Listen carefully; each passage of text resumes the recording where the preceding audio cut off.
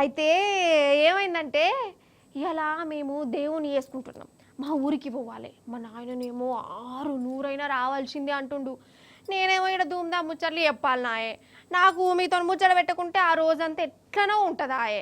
అందుకే ముచ్చట్లు చెప్పినాకనే ఇంటికత్తా బాపు అని చెప్పిన. ఆయన అలిగినట్టున్నది. అవు గాని నేను ధూమ్‌ధాం ముచ్చట చెప్పగనట నా సోది చెప్తున్నానేంది. సారీ ఏమనుకోకరి.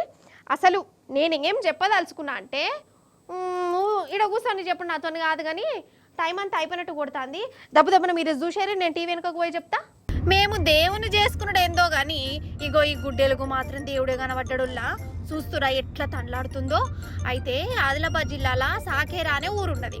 ఆ ఊరవతల ఒక బావి ఉన్నది. అప్పుడే యోగి గుడ్డేలు కటికెళ్ళొచ్చింది. మరి కళ్ళు నెత్తి మీద పెట్టుకొని నడిచిందో లేకుంటే బావిలో తానమే చేద్దాం అనుకున్నదో కానీ లటుక్కుమని పడ్డది.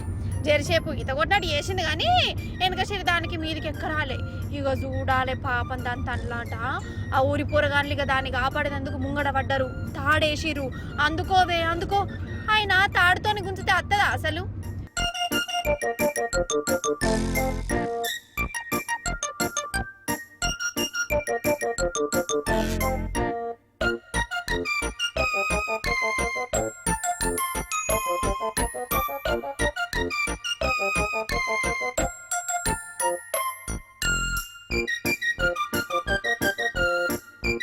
అయ్యో దాని చేతికి అత్తలేదు కదా, ఏం చేద్దాం?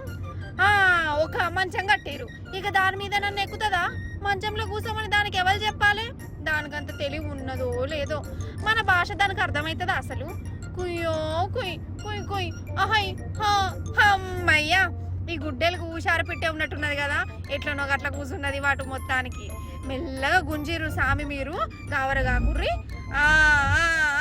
అది మెల్లగా నెమ్మదిగా. అబ్బర బిడ్డ మళ్ళా పడ్డదిరా.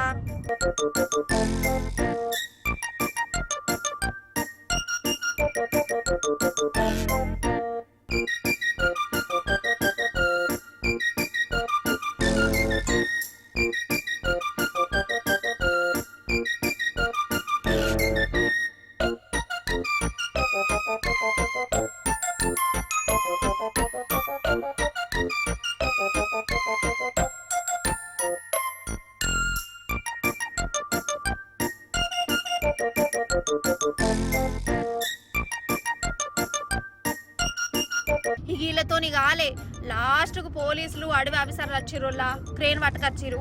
ఉపాయంతో బయటకు తీసే గురం పెట్టుకున్నారు. అమ్మయ్యా బయటకు వచ్చింది.